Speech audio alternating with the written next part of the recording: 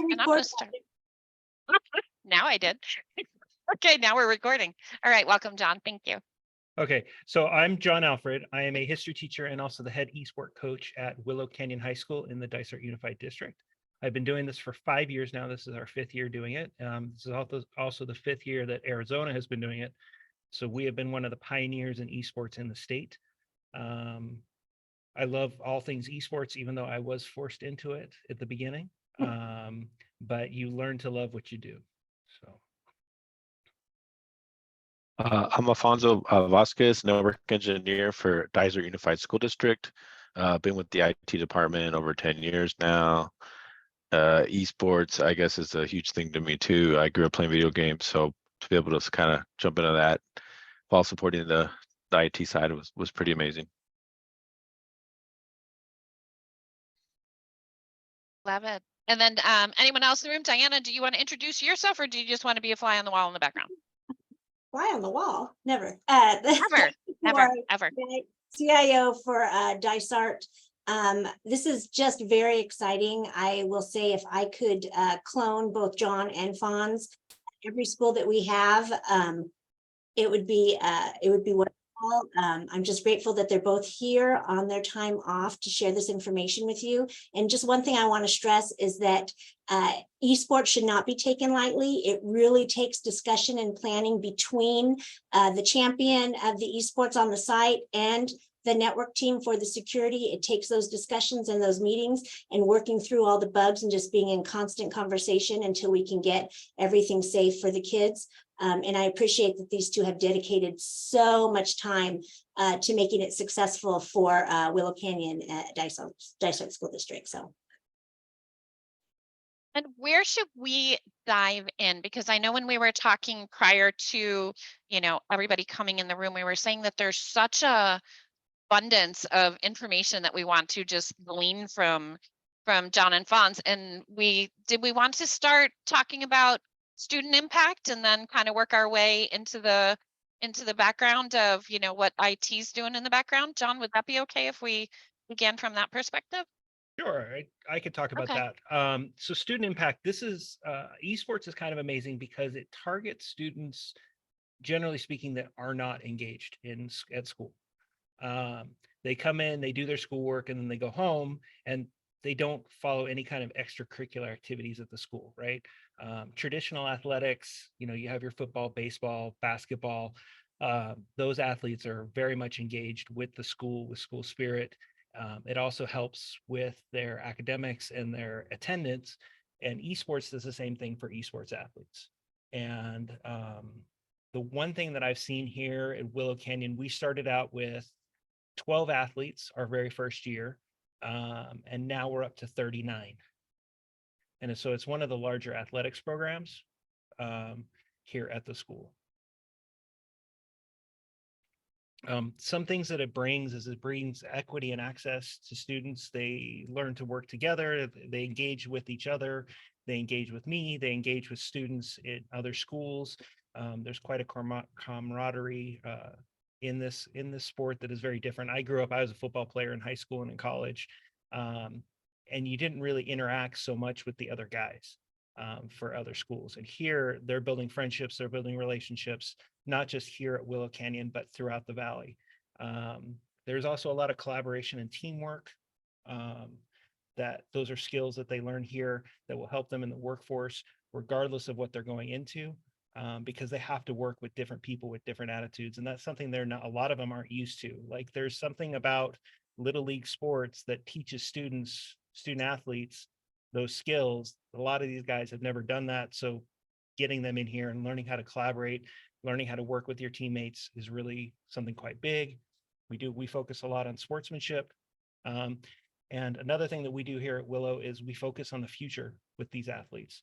So it's not just about, hey, how good are you at the game? It's what can esports do for you, for your career, for your college, any kind of training that we can do to get people in, to get them ready for their adult life. We love that here. So I just want to say, so one of the things that impressed me so much about John is he built this program. So when we first heard about esports all those years ago, we're like, gaming, it's just gaming. When he talked about his curriculum that he built that took us past just gaming. So John, maybe you want to, if you can just talk about some of the other aspects of your curriculum. You talked about nutrition, you talked about exercise, you talked about helping to show ways that they don't get carpal tunnel, all these things that you don't think about with gaming that you took on and you found a solution. And so your participants are being taught so many things, so well-rounded for future. It's just very impressive. I mean, just totally impressive. Sure. What I have found is there's actually. Oop. Can I hear? I think we lost his audio for a Did second. we lose my audio? There you're back. Okay. There, you're back. This microphone's kind of temperamental. It's something I want to replace this year. So speaking of cost, You write that down. Just saying. It's a 5-year-old mic. It needs to be replaced. No, there's several curriculums floating around the internet that I have discovered and I use in kind of collaboration with each other because they're all kind of built for one semester. But one of their big focuses is on creating a whole athlete. I know Michelle asked how I learned to become a coach and grew my coaching skills over time. Some of these curriculums helped me with that. But one thing that I did as a coach with traditional sports was I focused on my athletes' mental and physical health, as well as their game skills that they worked on. And so when I coached football, that was hitting the weight room, making sure they can run, the aerobic and aerobic skills. But the same thing needs to happen with esports. When you look at professional esports, these guys don't look like me. They're not 6'3", 300 plus pounds. These guys are lean and they're very much in shape, and the mind and the body connect. And so when my students are healthy, when my students are focusing on not eating all the junk food, getting enough sleep, having work-life balance, they become better athletes for me and for our program. And so we use these curriculums, and these curriculums are built in, and they were written by a bunch of PhD guys. One of my favorite ones came from Kansas State, and it actually had a nutritionist work with their program to develop that idea that the body and the mind do connect. And so when we combine these things, we just get the whole athlete, as opposed to the kid who comes in, plays on a Tuesday, and then goes home, which is not the kind of athlete we want here at Willow Canyon. We want somebody who can focus and get their schoolwork done. They can get their chores done at home. They can build relationships with their peers. They can build relationships with their parents. They can build relationships with their teachers. And so that curriculum that I work with is focused on all those things, not necessarily the game skills, even though in season we do work a lot on game skills here. What is a typical experience? What does a typical gaming experience look like from the student perspective? Like, are they playing for hours? Are they playing, is endurance and persistence and that kind of thing a factor? And So it kind of what does depends that on, look like? We may not even know. it kind of depends on the game. Some games are quick. So Super Smash Brothers, which is one of the 3 games approved by the AIA, that game is quick and there's not a lot of strategy to that game. That one I focus more on hand-eye coordination, knowing your character, knowing your skills, and then once they learn that, start focusing on the other characters that they can play, or they'll face off to know what challenges. So that's a lot of, we do hand-eye coordinations with a website called GWOOP, GWOOP. They have a lot of skills that work on hand-eye coordination and eye tracking and other things like that. When it comes to a game like League of Legends, which is much more, what's the word I'm looking for? It's a much more intellectual game. Like when we talk about chess being an intellectual game where there's so many moving pieces all at once, and you got to keep track of all those moving pieces. We work on a lot of different skills besides the hand-eye coordination and knowing what your champion can do and whatnot. So more strategic and multifaceted. It's more strategic, yeah. Okay. And so it really depends on the game that we're playing. You said there's focus on 3, that. so Smash Brothers, League of Legends, and then what's And the then other third? AIA? The last one is Rocket League, Oh, yeah. which my principal famously calls car soccer. But it's Kind of is. it's cars driving around hitting a soccer ball in a physics engine, and trying to score a goal. It plays a little bit like hockey, a little bit like basketball, a little bit like soccer. And it is fast. The rounds are only 5 minutes long, but there's a lot of playmaking, and it's a lot of playmaking like you would have in basketball or soccer.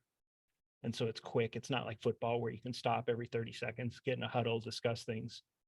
And so you got to be quick and constantly moving and constantly communicating And adjusting on the fly. and adjusting on the fly. Absolutely. Okay.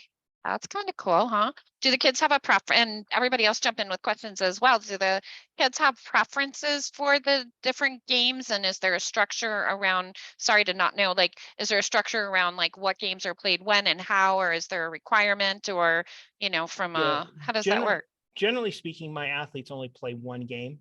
Okay. I have a couple that will multitask, that they'll play two of them. But we play League of Legends on Tuesdays at 4:00. Wednesdays we play Smash Brothers at 4:00, and then Thursdays in season we play Rocket League.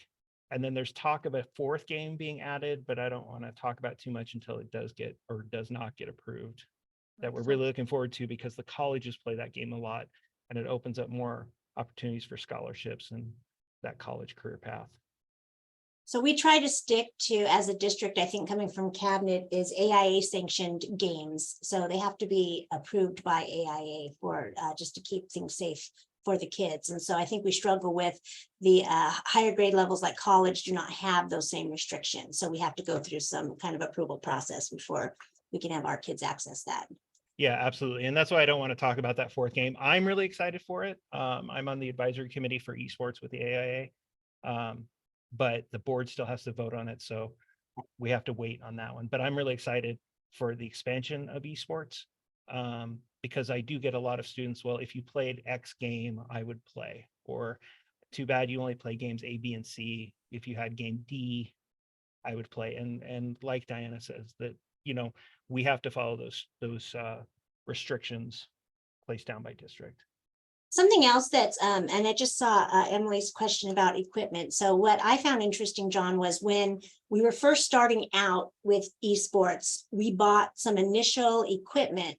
And I think what we found was that students that were joining esports had been doing esports from home. I think we already had some that had some titles, right, already in esports, and were making money, on their own. So I think a really good thing was that the second year, John discussed that equipment with his students to find out what really they needed, as opposed to what we thought they needed when it comes to peripherals, when it comes to keyboards, when it comes to all of that stuff. So I know the second year, John's like, okay, the stuff we bought, they don't like that. They want to use, this is what they want to use. And it kind of helped us identify and change things for the better, so that it's conducive to what they're used to using and what's actually used in esports, as opposed to what we thought they were going to use.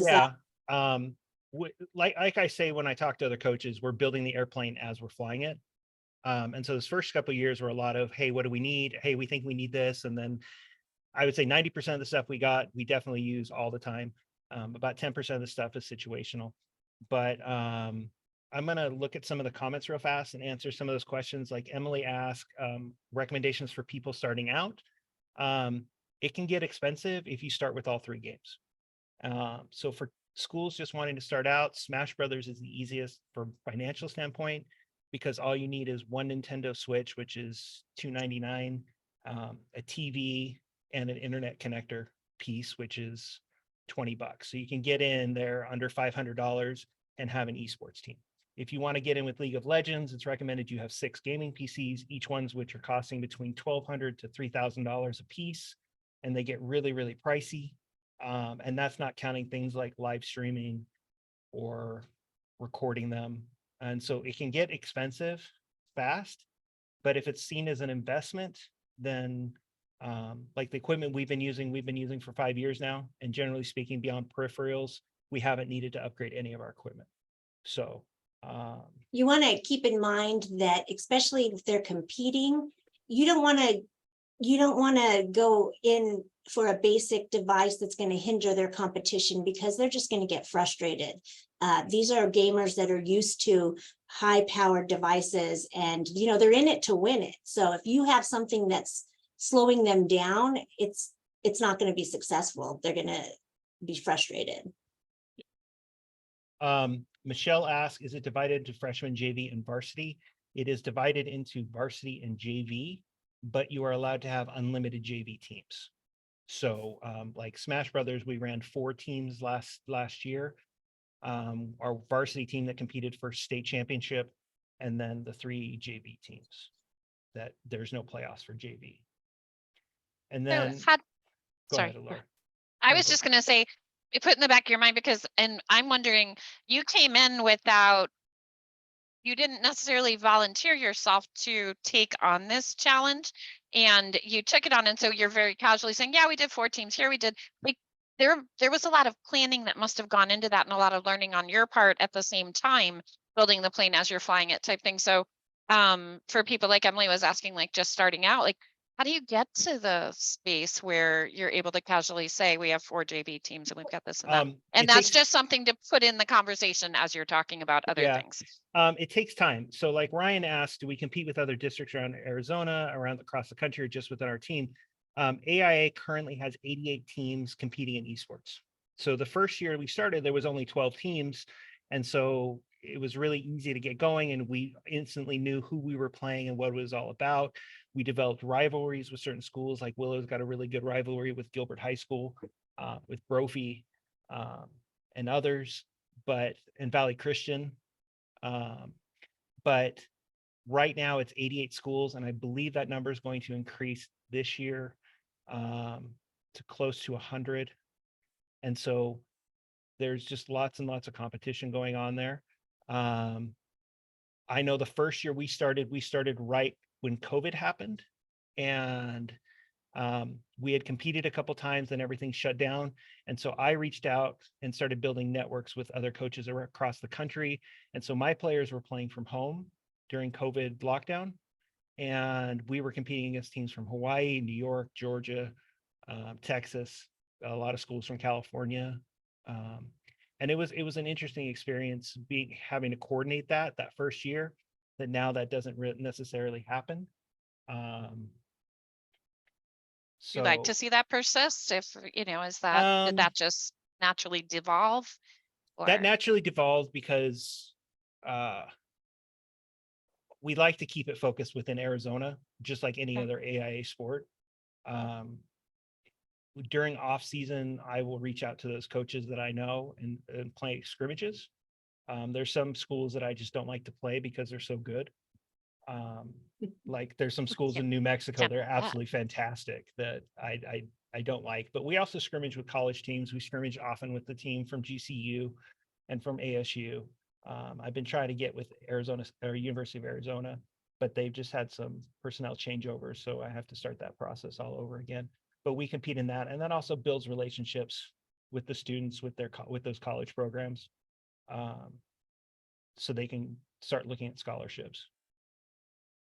That's what I was fascinated by, was the amount of scholarship money. Well, and Miles has a question about career exploration and technology for this program. And John, I remember when you spoke at the CIIT, you talked about the careers available for students that are. Yeah, there are hundreds of esports careers available beyond that of an esports athlete. So just like a football team, an NFL team has 54 athletes, but it has hundreds and hundreds of employees that support those athletes. And esports is kind of the same thing. Alicia, I can post some of those here in a bit, or I'll post my email, and just send me an email and I will directly email you that.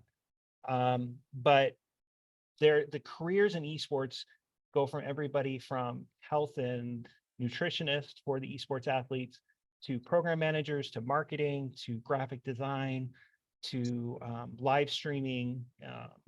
And there's all sorts of careers in it. I have an infographic that I have to find that I can send out that has about 100 different careers that come out of esports that have nothing to do with directly playing the game.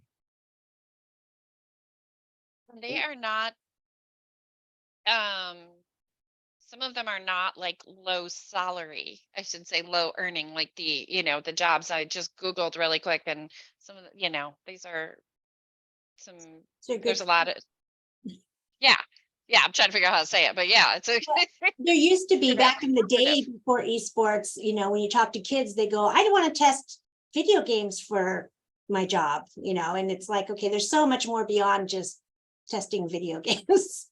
yeah. Yeah, there is. And I mean, kids want to do that, but it's like when I coach football, every single one of my athletes is like, I'm going to play in the NFL. And I'm like, I'm sorry to tell you this, bud, but you're not. You're absolutely not. When I was doing graduate work, I worked with football athletes and baseball athletes at Utah State University. And a lot of them, like, I'm going to play in the NFL. And I'm like, unfortunately, bud, you're not. One of you out of the entire team is going to play in the NFL. And probably your career there is only going to be 2 to 3 years. And it's probably statistically very similar in esports. I haven't seen any direct studies on that, but knowing sports in general, I would say that those statistics are probably pretty true. But there are so many careers outside of playing the game directly that can go to it. Or you can come in playing esports. Like we have an athlete that is now at AwA who's pursuing a computer programming degree, and he wants to get into programming video games as well as playing them. And so that's almost a direct connection there. I'd love to hear what Hans's thoughts are as he's I was on gonna vacation and I was joining us today. going to try to segue into the IT part, because when we talk to some of our other sites about starting an esports program, you need to have a John. First, you need to have somebody who's going to champion it, who's going to go up to their elbows with it and just dive in. And that's kind of hard to find. So first of all, you have to have John. The other thing is I do get a lot of questions of, well, I'm going to just get laptops and we'll just move around from place to place to place. And kind of what I was talking about equipment is you can't compete on the Wi-Fi, because there's so many things that could get in the way that's going to affect the competition. And if they're frustrated, you're not going to get the turnout that we have. So that's one thing about Wi-Fi, is that you need to put everything you can so that they have an advantage when they're playing, and they don't want to hit lag, time in Wi-Fi, and too many things get in the way. The other thing that Fonz is going to talk about is safety and security. So there's a lot of websites that we have to put on our allow list for esports that we cannot put in regular ed. Else we're going to have kids in math class trying to play games instead of sticking to the curriculum. And some of the things are not, it's only for certain age levels, or if you're in this group. So we cannot open it up just to the whole site or to the district. It has to be specific. So that's why when in talking about this, we talked about putting it in a lab environment and everything being hardwired so that we could filter this just for this site. And that's where Fonz came in, which was, thankfully, he had a love of gaming already. So he dedicated time and how to figure out how we can successfully do this on a site without risking all the other students that are not in esports and are trying to actually focus on their core curriculum. So Fonz, I just wanted to kind of give that segue of how it started. And if you want to take it from here, that'd be great. Yep. Thank you. So kind of like you're saying, a big piece of it is the equipment you're buying, things like that, whether it be the PCs you're gaming on or gaming consoles, whichever you choose. A big piece of it that I see is I like to know the specs, what those gaming consoles support, things like that. But a huge side of it for me is the network side, what's going on in the background. How am I keeping these games sanctioned, only allowed for certain parts of the esports program, whether it be a physical thing as far as you got different esports labs out there, things like that, and keeping it from general ed classrooms, because you might want League of Legends to work in one room and not the next room, things like that. So that's a huge piece of it, but also being mindful of, like Diana saying, the lag, because you're filtering and creating a segmentation of your network doesn't necessarily mean you're not going to create extra lag, things like that. So you want to be mindful of those things. You want to know what's going on in the background of your network, and also kind of keeping the security side of some of these games are my allowed things to kind of, how do I say it? the equipment on your network to go to certain programs that they shouldn't be going to, things like that, some of the PC stuff. So not only am I keeping the games, sanctioned to be allowed to work, but also you got the whole cybersecurity side that you got to kind of think about too. So how did you talk about how you set up that lab, even though I know it's technical, but there's technical people that probably want to know some of the stuff that's needed. So at first we weren't sure if it was even going to kind of be something that succeeds, where we're going to have people jumping on board, things like that. So we kind of took it slow at first. We did want to do the whole physical location of the lab. Only these hardwired devices off the switch can access what we want. So we started from there. We kind of segmented out that piece of the network, and then it slowly grew, because sometimes John Alfred would say, "Hey, guess who bought out, so and so, or here's a new allow list that they've released." So having to jump in there and do some of the stuff, and sometimes we wouldn't find out till the day of a competition, or so the day they're trying to do something. So we started looking at other ways of maybe doing some of the filtering, and you started kind of looking at different layers of when you start to get into technology, it's just doing things different ways. So we started looking at application layering, filtering, things like that on the firewall. So it didn't matter necessarily if a website got out by some other domain, or the allow list changed, things like that. It just cared that the traffic was League of Legends, and didn't care where it came from or where it was going. It was just going to allow it because it was League of Legends, things like that. So that's how we kind of like started, small. And then once we started kind of growing into that field, then we started realizing, hey, maybe we need to replace a lot of the network equipment in the background, down to the wired ports in the walls, things like that, upgrade things like that. So like I said, we kind of started we weren't sure, and then we kind of was like, oh, we really need to kind of invest a little more time and money. And there were some hurdles along the way, as far as sometimes there was lag in trying to realize and figure out, hey, where's this coming from? Is this on our network? Is it, if it is, we need to figure out things like that. So it was a good learning experience, definitely. I think we're at a pretty good spot now that we understand the way the network needs to run and what's required to kind of make esports competitive. It's not a small endeavor, and like somebody said, it's like flying the plane while you're building it. It's a constant discussion, a constant resolution. We're constantly trying to improve things. We've used E-rate funding to improve the cabling in the walls. We've purchased network equipment so that these guys have that dedicated network. We're trying to do everything that we can so that these students do not hit any type of hurdle that's going to frustrate them or turn them away from this opportunity, because it's grown so quickly.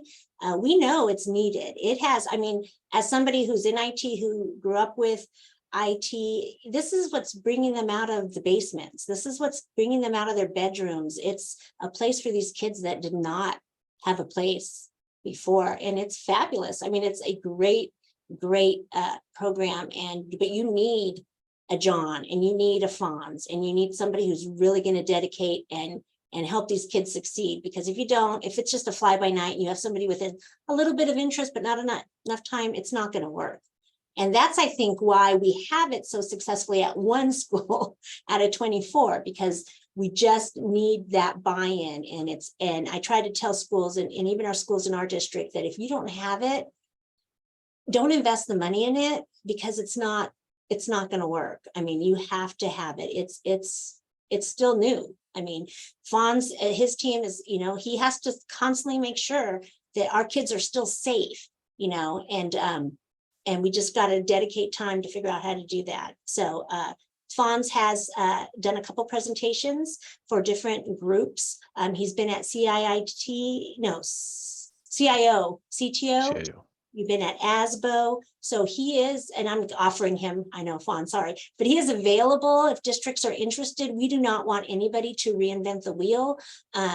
We will definitely, please reach out. Like John gave out his email address. We can help in any way that we can to help even other districts make this successful, because I think it's such a great opportunity for kids, and reach out to us, and these guys can help you. And I don't know if there's any other questions. Diana, do you get Do you get resistance or pushback from teachers or parents, or have you had any just from a maybe lack of understanding, and how have y'all handled that? Well, for me, for my part, when I meet with the schools, it's usually somebody who is excited about it, but they don't understand all that needs to be done. And so once we have the discussion of, okay, we need to, you're going to have to be dedicated, and we're going to have to put this much money in, and we're going to have to do all this stuff, it kind of goes away. So unless you have somebody who's really dedicated, that's where I find that it kind of slips off, and nothing comes from it. For the parent side, John, you probably can answer that question about. I do get parent concerns quite a bit. And one thing that's very important for us is, just like other sports, we have a grade cutoff. So if you are having a D or an F, you're restricted from playing. And it's just like the other sports. There's the 2-week warning notice to get your grade up, and then after that, you can't play. And we've had to forfeit some games because players couldn't get their Fs up. And that wasn't because, I mean, if I have a player with an F, he does not practice. He sits there on that computer doing his homework. And if they choose not to do that, then they're off the team. And so you have to have that kind of dedication. And, I mean, some parents have concerns about certain aspects of the game, violence or gratuitous other stuff. And generally speaking, 80% of kids in Gen Z and Gen Alpha play video games. And so they're exposed to this from a very young age. And it's more the parents haven't been paying attention. And so I have all of our games live streamed on YouTube. And then those are saved forever. And so a lot of times I will sit there and walk them through a game on YouTube. We will meet in Zoom or in Google Meets, and I will literally walk them through the game and say, this is what's happening here. This is what's happening now, et cetera, et cetera. And that tends to overcome a lot of parent concerns because they see that there is value in it. And it's not just their kid playing video games, but they're building relationships. They're creating teamwork. They're being collaborative. And so it fixes a lot of those concerns. You shared with me some articles. Can I drop a couple of those in the chat as well? Yeah, That absolutely. schools or admins or whoever could share with their families if those questions do come up, because I know, and with teachers too, because I know sometimes we do hear, oh, well, they'll just be playing games. I don't want them playing games, or, they have too much screen time already, or whatever. So that sharing the benefits, Well, like, famously, like the football coach and I, the football coach was not very happy that money was being yeah, created to esports. And I said, well, here's the thing. In the 5 years that we've been doing this, I've gone to state playoffs every year. And you guys haven't gone to playoffs ever, as long as I've been at Willow. So, I mean, whose program is a little more successful? How'd that land? It didn't land well. I believe there were some words I can't say in a Zoom meeting. Not while we're being recorded. Not while we're being recorded, no. Yeah. So, but regardless, and even programs that are new or don't have the culture of winning in their program, they can build that. And that takes people who are dedicated, like Diana said. You have to find somebody who's willing to put in time, because it's a lot of time.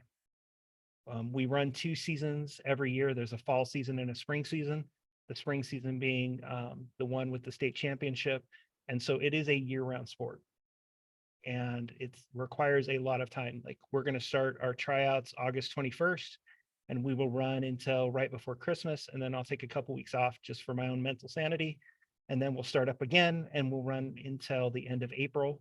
And then I'll take a couple weeks off in May.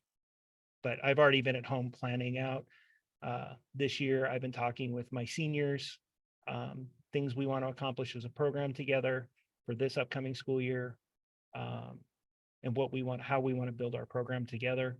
And so it requires a lot of effort and a lot of time. So whoever's starting, oh, go ahead. No, I was just going to say, when you said the seniors, do you have and there's great questions coming up in the chat that I'm trying to incorporate as well. Do you have the students take on a lot of the leadership roles to, one, take a little of the load off of you, but also because that's an amazing way to Yeah, to we coach, teach lead. we teach Yeah. leadership, and we find captains, and every Okay. single one of these games. Emily asked a question about live voice. We use Yeah. the program Discord, or the website Discord, to communicate it live in game, because they have to be communicating and they have to talk. Every time my team loses, it's because they stop talking, because they get frustrated and they stop talking to each other. And when I played football, I was a team captain, and I was always talking to my other players, not just in the huddle, but on the field, and encouraging them and trying to get them up. And, if you miss a tackle, that can really get into your head. And just like if you miss a shot, you don't get the objective, that can really get into a student's head. And teenagers, that emotional teenageriness, that can hit real quick and real sudden. And so we not only have me getting behind them saying, let's go, you can do this, let's get back up. You have their teammates behind them talking it up. So this is another reason why we have it separated, because Discord is blocked for regular ed students. So we do have Yeah. it, but it is open for esports. Yeah. And there's another school that's in Surprise, and they've been talking to me about, they're starting their program. And one of the concerns their computer teacher has is she believes that Discord is a site for pedophiles and child rapists and bad things. And I said, it can be, like every other website on the internet. But the thing that you have to create within your team and your culture is you have to get rid of that culture. And that was asked, Emily asked, do we get the gaming things? Students can get very, very toxic, is the term that they use, toward each other. And those are things that simply aren't allowed in my program. It's that simple. And every year we get new students, and I have to start all over again training. We don't do this, but my existing students, the students who have been here, are also examples of, hey, we don't get toxic when they get toxic. One of the things Willow Canyon is known for is playing very clean. And so that's just something that I've had to establish in my own program, because there's not enough web filters, there's not enough blocking to stop it. And so we just have to create that culture within yourself. That's And really the element, right? Emily, I don't ask for parental consent. I probably should. I haven't yet. But I have found that most kids have a Discord account already, and they're just joining my channel as part of their other channels. I do have a parent meeting at the beginning of the school year, and we do discuss it, and we talk about what it is, and I address any of their concerns that they have. Generally speaking, most parents are okay with it. I haven't run into a single parent that has that problem, but I've had heard of these problems at other schools. And there was a time period where Discord was allowed on the Wi-Fi for a little bit. And it caused a lot of problems here at the school, which is why it got shut down real fast. And which it should. And because I can't monitor 2,000 students, I can monitor 39. Our EIS agreement covers that in a way, because it talks about not accessing unless you have district approval. So district approval would be esports and in that lab only. So it kind of covers it through that EIS in a general sense. Found to tie in, Michelle had asked the question about, are you going in and opening and closing access and limiting access, and or are you just keeping everything open, by user, or is it specifically hardwired, anyway, the whole story. So I think when we first started, we definitely just mimicked exactly what we were already doing for the students, and then from there we started allowing more things to be opened, like certain games, things like that. So it was never, we're going to allow you more than we should be as for students, in general. It was just, okay, now this game's allowed for the AI sanctioned esports program, or the Discord, things like that. So we kept it all blocked for everybody, but Discord allowed for esports. Yeah, and I will tell you, it's sometimes frustrating being in my own classroom, my history classroom, We had to use an Arizona coaches Discord to communicate for Smash Brothers last year, and coaches had to communicate. And there were times, where you have downtime in your classroom. I'm like, hey, I need to check, make sure my team is, and I couldn't access it in my classroom, which I understand 100% why. But I was like, oh man, and so I'd have to wait. And but Fonz has been really good with us with, if we discover something we need, he's been able to open that for us in our esports arena. So looking at like the bigger, I guess my question, I don't know how I'm asking it because it's coming to me as I'm like, words are coming out of my mouth, but I'm trying to figure out like, what do you see as the kind of downstream impact, the positive impact on, education within the district as a whole? Do you see that having esports is opening minds? Are you finding that other opportunities in the classroom are presenting themselves because they're seeing that, like maybe nothing good is happening and really cool things are happening? And, do you see, what kind of impact do you see now that you've done this for a little bit?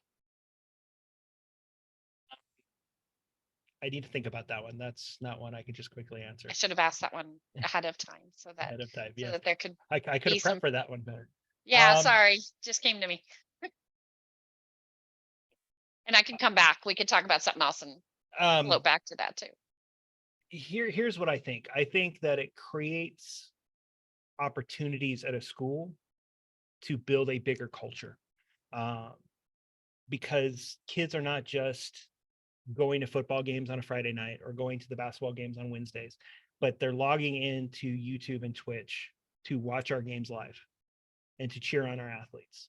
And so that creates school spirit for students who maybe they didn't make my team. And I'm limited in my scope because I'm limited by the amount of machines I have. It's not like football where I can grab 100 players and just, you stay here and maybe you play one or two rounds. I'm literally limited by how many computers I have. Like, my dream is there is a wall behind me where there's an empty classroom. I'd love to knock down that wall and expand esports and get another 30 machines. That's a dream I have. Could that happen? Maybe. Is there money for it? Probably not. But I think we could expand esports at a school to that kind of size where you're running 30 machines.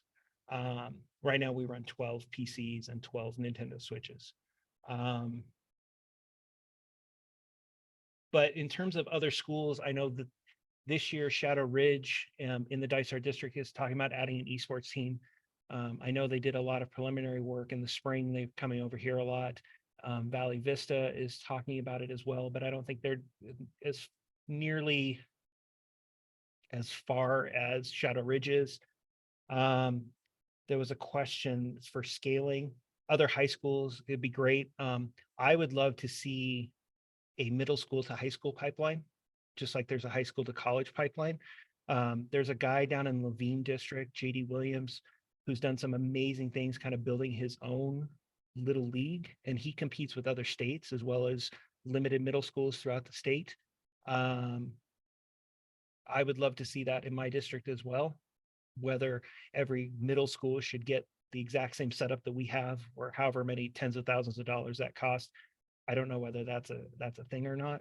But I would love to see that pipeline because that would encourage more culture at the middle school level.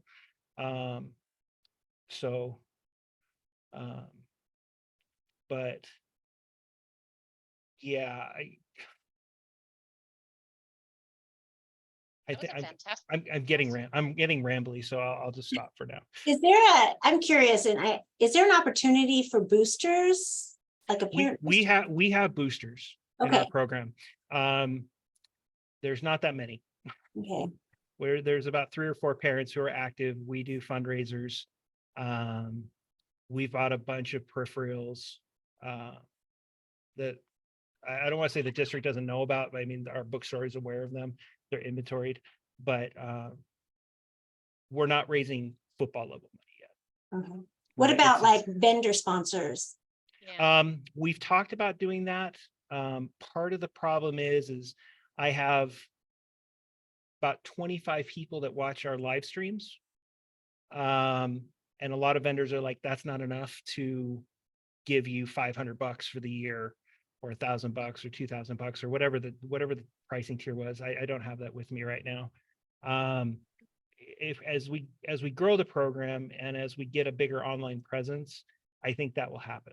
And one of the things that I talk with vendors about is everything that we live stream on Twitch disappears after 14 days, but we always put it on YouTube, so it's forever. So if I'm going to talk about your dentist office or your realtor business or whatever, that's going to be on the internet forever. And so these are things that we looked at. They just haven't happened yet. I know other schools are pretty successful with it. Brophy is, Gilbert is, Camelback was very successful with it for a while. But then their coach went from Camelback to Gilbert. So.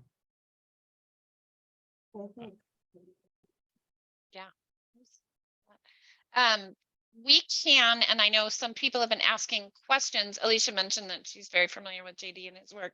And that's some of the coolest things about these communities that are created through this shared work, is the opportunity that we get as adults to also connect and network and, you know, learn from each other, which I think is really amazing. Throw out any questions that y'all have. Feel free, come off, you know, if you're on mute, come off mute.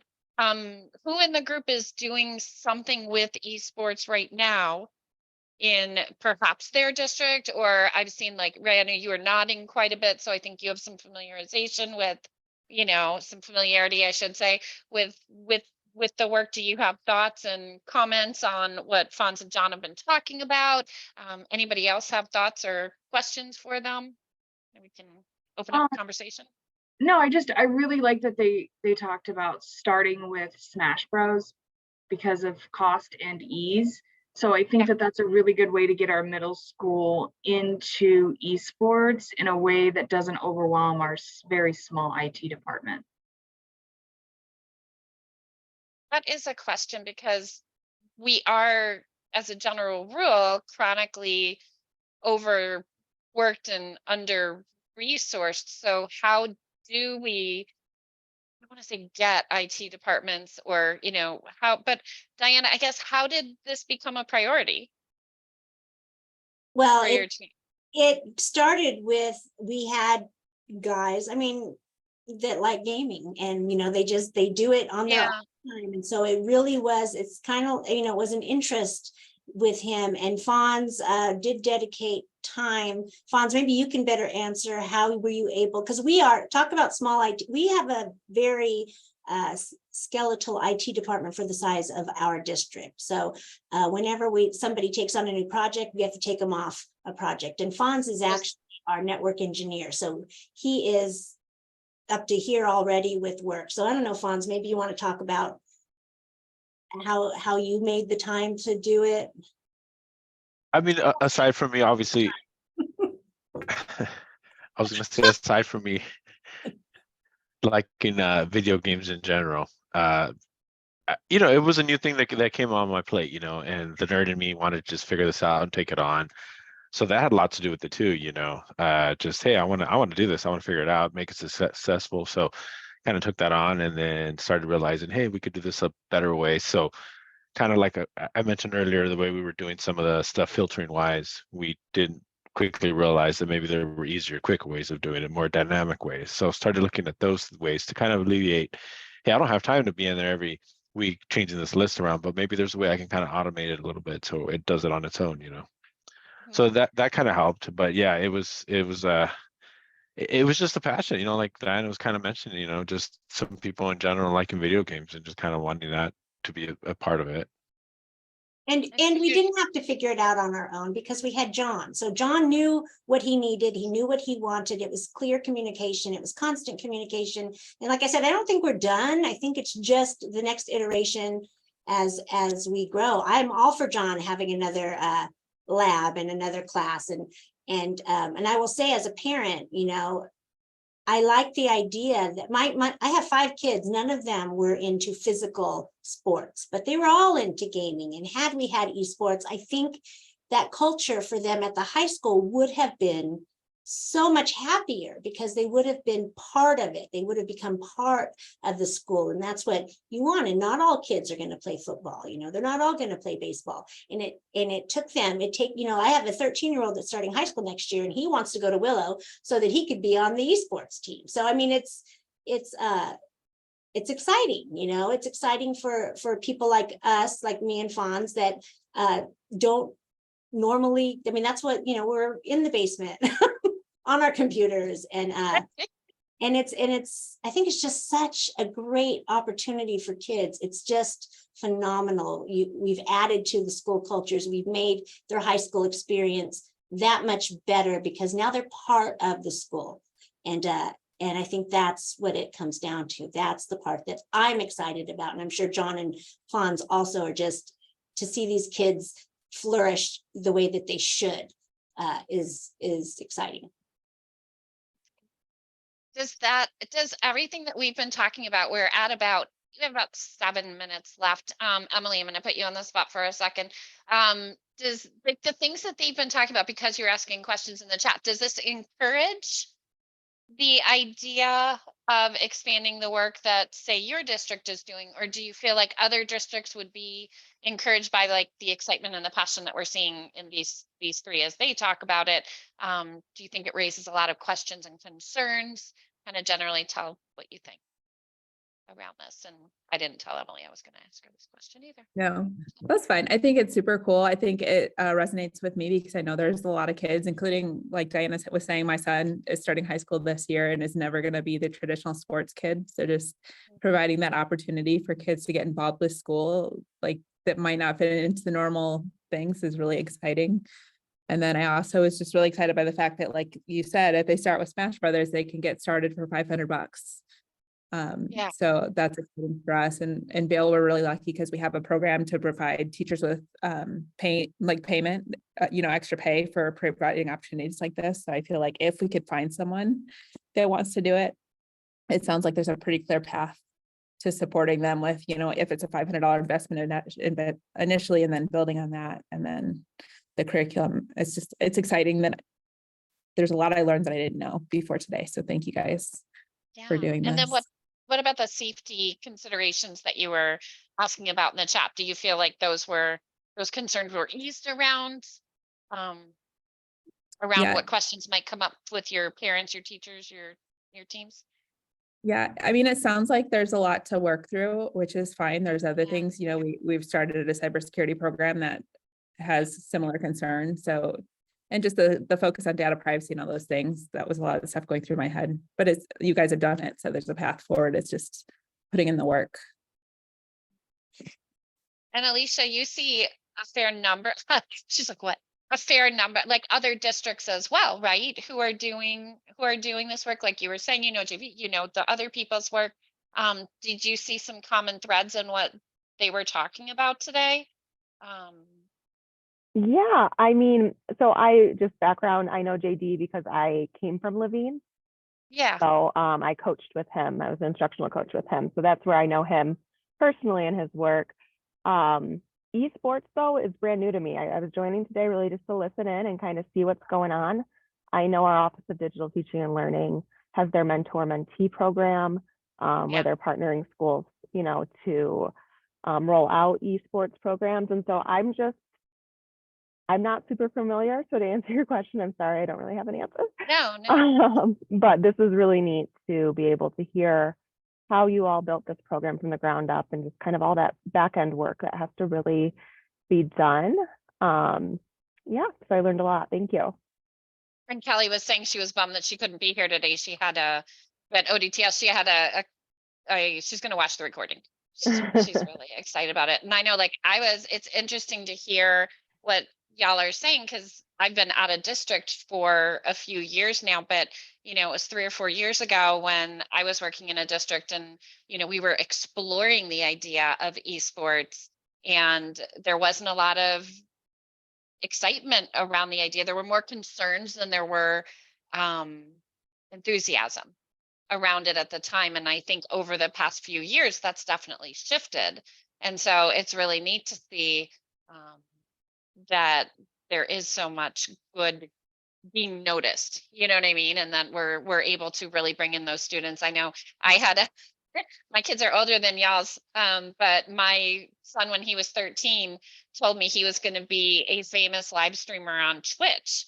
And I was like, I was in IT at the time. I'm like, what's Twitch? Like, I had no idea. And, so I was the parent who was like, oh, you can't be spending all that time on video games. Like, I didn't understand. And, so therefore was, instead of part of the solution at the time, probably part of the problem without even realizing it. You know what I mean? So I think the parent communication is so important. John, what do you think?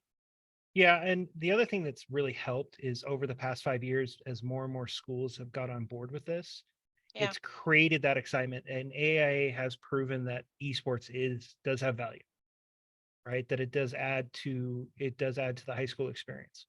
And so I know Dysart wants to build another new high school. I can see that new high school being built with an esports arena from the get-go, right? Whereas opposed to like Willow Canyon, we had to find an old computer lab and we're like, is this going to work? I don't know. Are we going to do it in the library? Are we going to steal the PCs from the graphic design department? And Right. what are we going to do? I think that going forward, you're going to start to see more esports just as part of the school experience. Like you build a football field, you build a gym, you build an esports arena. Where was it when we were at ISTE in Philadelphia? Isn't Philadelphia, aren't they building an actual esports arena? I believe so. Yeah. Yeah, like not just in general. It was pretty cool. We were driving, I think when I was my Uber taking me back to the airport was pointing out that one was being built. So it's pretty stinking cool. We have 2 minutes. Does anybody have any final questions, thoughts, comments before we all just like super celebrate the fact that these gentlemen took their time to share with us today? Any final? I just want to say that both John and Fonz are rock stars. They really are. And it's successful at Dysart due to them. And I wish, like I said, we can clone them. And I hope that both of them will continue to present for us in the future at conferences, because it's very important. I think people just need to know what they're getting into, and that it's not impossible. Because I know sometimes when I talk about even the security of stuff, people go, oh, forget it. That's too much. And it's not impossible. Right. I also want to say, when we talked about, I think John's background in coaching and playing football is helpful in doing this. I don't think it can just be, anybody. It should be somebody that already has that sportsmanship. This is a sport, and I think that it needs to be that way. You need to have a coach that's familiar with sports to be able to be successful in this as well. And John is really just taking it on his own and just built this from the ground up, and just amazing. I'm just constantly amazed by him. So. Well, we will. I'm blushing. Bless a little more. Yeah. So big round of applause to them before we go into our like informal time. But thank you, gentlemen, so much. And Diana, thank you so much as well. This has been an absolutely amazing experience. I think everybody's learned a lot. We will stick around for another 10 minutes or so. I'm going to stop the recording in a second. But we are here every third Thursday talking about different cool topics, and then we will get these recordings posted on our website and on YouTube so people can come back and watch it. And we will be definitely inviting you back, and hopefully y'all will be able to make the time to join us again. So we are formally stopping our time, and I am formally stopping the